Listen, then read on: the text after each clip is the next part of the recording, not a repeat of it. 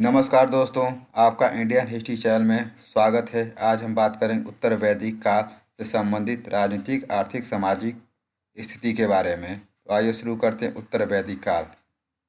उत्तर वैदिक काल का इतिहास हमें ऋग्वेद के आधार पर ही विकसित संहिता ग्रंथ ब्राह्मण, आरण्यक तथा उपनिषदों से ज्ञात होता है। इनका समय लगभग 1000 से 600 ईसा पूर्व तक माना गया है। ब्राह्मण ग्रंथों की रचना संहिताओं की व्याख्या करने के लिए सरल गद्य में की गई है। ब्राह्मणों के अंतिम भाग आरण्यक हैं, जिसमें दार्शनिक एवं रहस्यात्मक विषयों का वर्णन किया गया है। संभवतः इनके अध्ययन के लिए अरण्य, जंगल जैसे एकांत स्थानों की आवश्यकता होती है। आरण्यकों में ऐत्रेय, कौशिकी तथा तैत्तिरीय प्रमुख हैं। आरण्यकों के बाद के ग्रंथ उपनिषद हैं, जिनकी भाषा लौकिक संस्कृति से मिलती जुलती है। उपनिषदों को वेदांत कहते हैं। इनका प्रमुख विषय आत्मविद्या है।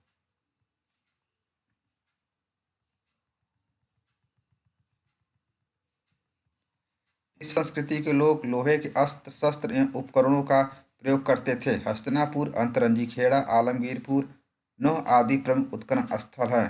सदानीरा राप्ती नदी को कहते हैं। मगध, वात्र तथा अंग का उल्लेख सर्वप्रथम अथर्ववेद में मिलता है। अथर्ववेद में मिलता है इन दोनों प्रांतों का, अंग और मगध का। अथर्ववेद में मगध के लोगों को वात्र कहा गया है, जो प्राकृतिक भाषा बोलते थे। उत्तर वैदिक काल में कुरु तथा पंचाल सबसे अधिक प्रसिद्ध थे। ये संयुक्त राज्य थे, जिनकी राजधानी आसंध दिवत तथा कंपिल्य थी। आसंध दिवत के अंतर्गत कुरुक्षेत्र सम्मिलित था, जबकि कंपिल्य के अंतर्गत बरेली, बदायूं तथा फर्रुखाबाद के क्षेत्र आते थे। सतपथ ब्राह्मण के अनुसार परीक्षित तथा जन्मेजय के समय कुक राजनीति उन्नति की चरम सीमा पर था।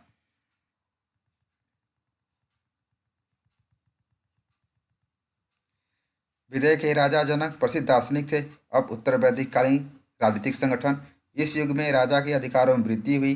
अथर्ववेद में एक राष्ट्र सर्वोच्च शासक को कहा गया है। यह ऐत्रेय ब्राह्मण में कहा गया है। अथर्ववेद में परीक्षित को मृत्यु लोक का देवता बतलाया गया है। सभा और समिति नामक संस्थाएं इस समय भी राजा की निरंकुशता पर रोक लगाती थीं। ऋग्वेद की संहिताओं तथा ब्राह्मण ग्रंथों में राज्य के कुछ उच्च पदाधिकारियों का उल्लेख मिलता है, जिन्हें रत्नी कहा जाता है। सेनापति, सेनानी, सूत, रथ सेना, ग्रामीणी, गांव का मुखिया, संग्रहिता, कोषाध्यक्ष, भागदत्त अर्थमंत्री होता था। रासु यज्ञ के समय राजा स्वयं रत्नियों के घर जाता तथा उनसे अपना आशीर्वाद प्राप्त करता था। अथर्ववेद में सभा और समिति को प्रजापति की दो पुत्रियां कहा गया है। इस काल में व्यवसाय आनुवांशिक होने लगे। चर्मकारों, रथकारों, धातुकारों आदि का अलग अलग जातियां बन गई। क्षत्रिय या राजा भूमि के स्वामी होते थे। शूद्रों को तीनों वर्णों का सेवक कहा गया है। इस समय तक समाज में अस्पृश्यता की भावना का उदय नहीं हुआ था। शूद्र दर्शन के अध्ययन से वंचित नहीं किया गया था। बाल विवाह नहीं होते थे। बहुविवाह, विधवा विवाह प्रचलित थे। अब हम बात करेंगे आर्थिक जीवन। उत्तर वैदिक काल आर्थिक जीवन। जौ, चावल, मूंग, उड़द, तिल और गेहूं आदि प्रमुख अन्न थे। लोग खाद के प्रयोग से परिचित थे। गाय की पवित्रता बढ़ती हुई दिखाई पड़ती है। इस समय में लोग हाथी को भी पालना प्रारंभ कर दिए थे। श्रेष्ठी श्रेणी का प्रधान व्यापारी होता था। तैत्तिरीय संहिता में ऋण के लिए कुशी शब्द तथा सत्पर ब्राह्मण में उधार देने वाले मुसिदीन शब्द मिलता है। बाढ़ की मूलभूत इकाई संभवतः किसण थी। निष्क, शतमान, सोने तथा लोहे के अति रंजित इस युग में आर्य टीन, तांबा, चांदी, सीसा आदि धातु से परिचित हो चुके थे।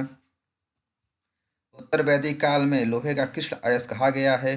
धर्म और दर्शन। उत्तर वैदिक ऋग्वैदिक काल में वरुण, इंद्र आदि का स्थान प्रजापति, विष्णु, रुद्र, शिव ने ले लिया।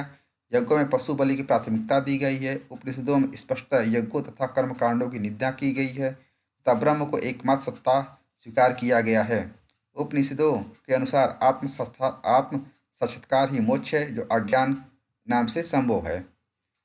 संहिताओं में सामवेद, यजुर्वेद तथा अथर्ववेद के नाम आते हैं। स्थापित सीमांत प्रदेश का प्रशासक अथवा न्यायाधिकार था। सतपति संभवतः 100 ग्रामों के समूह का अधिकारी होता। मैत्रेयी संहिताओं में कन्याओं को दूध तथा मदिरा के श्रेणी में रखा गया है। अथर्ववेद भी कन्याओं के जन्म की निंदा करता है। मैत्रेयी संहिता में मनु की 10 पत्नियों का उल्लेख हुआ है। सतपथ ब्राह्मण में कहा गया है कि राजा अपनी शक्ति ब्राह्मण से ही प्राप्त करता है। दोस्तों, मैंने यहाँ पर उत्तर वैदिक कालीन राजनीतिक, सामाजिक, धार्मिक, आर्थिक स्थितियों के बारे में बताया, जो अक्सर परीक्षा में पूछे जाते हैं। दोस्तों, आपको ये वीडियो पसंद आया तो प्लीज़ मेरे चैनल को सब्सक्राइब, लाइक, कमेंट अवश्य करें। वीडियो देखने के लिए आपका बहुत बहुत धन्यवाद।